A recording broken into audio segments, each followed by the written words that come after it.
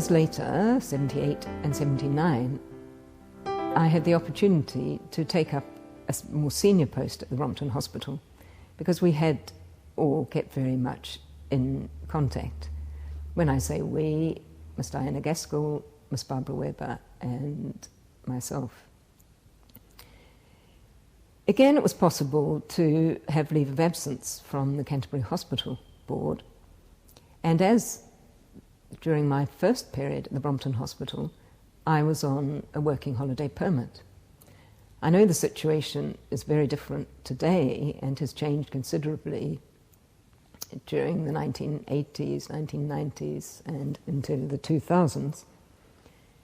But on my two early visits, it was possible to work full-time on a working holiday permit and to work in one's own profession. I was at that stage on a New Zealand passport only. It was in 1978 that the physiotherapy department was presented with a giant postural drainage frame looking like a large piece of Meccano, which today, of course, has been replaced by Lego, but this was an imitation of the Meccano of the day. And underneath it, and emerging through a hole in the plinth, was a padded Black & Decker drill. This was presented to the department by Dr. Flower, who was an engineer at the University of Salford, and he had a friend whose son had cystic fibrosis and was about to attend college, i.e. he had finished school. Cystic fibrosis had been a disease of childhood, but with improvements in medical management, it was becoming a disease of adolescence and early adulthood. Those with cystic fibrosis were having to undergo postural drainage daily or twice daily and required the assistance of a parent or a friend, which was not an ideal circumstance under which to start your university or college life. The idea behind the frame was to offer the individual independence. We accepted the invitation to look more closely at this piece of equipment, and Barbara Webber and I began to design a study which would enable us to compare conventional postural drainage with postural drainage using the mechanical percussor and postural drainage frame. This seemed an ideal opportunity to slip in a third arm, that of postural drainage, including huffing and breathing control. And this we were able to get through ethics. Ethics approval was granted and the study began. It wasn't long before the postural drainage frame and mechanical percussor obviously fell well behind the other two arms. Nutrition for people with cystic fibrosis in the late 1970s was not as it is today. They were very emaciated, and even a padded percussor was very uncomfortable against the chest wall. In addition, the frame vibrated, the floor beneath vibrated, and the fluorescent light in the room below vibrated to the concern of the patient in the bed beneath the light. We were asked to remove ourselves from the upstairs wards, but at the same time it was inappropriate to continue that arm of the study for ethical reasons.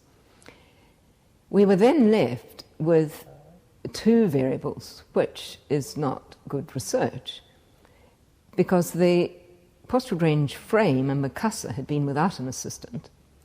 Physiotherapy using huffing and breathing control was without an assistant, and the conventional arm was with an assistant. So we were left with postural drainage with an assistant, postural drainage plus the forced expiration technique, as it became, without an assistant.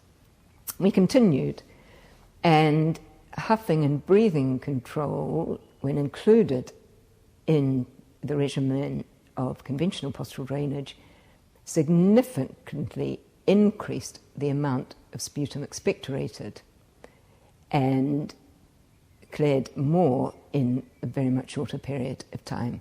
In other words, it was more effective and more efficient. It was then, of course, necessary to look at postural drainage using huffing and breathing control and to compare that with and without an assistant. And this we were able to do straight away, and thus to sort out our second variable. The outcome of that study was that there was no clinically, statistically significant difference with the addition of an assistant. But we were sharing our results with those helping us on the study. And one of the boys who had just started to attend agricultural college had his little calculator out during the night. And when I returned the following day, he said, "Jennifer, I realise my mother is not statistically significant and that I can do my postural drainage myself, but she is worth 0.03 grams per minute to me." I couldn't argue against that, but he did finish his degree at agricultural college and had learnt to, and continued to, treat himself. It was a very important breakthrough and exciting to be a part of this work, because overnight adolescents and young adults with cystic fibrosis could treat themselves effectively, efficiently, and independent of either equipment or another person. And it revolutionized their lives. It's often said that one's most exciting work or breakthroughs come earlier in your professional life, and that was certainly true for me.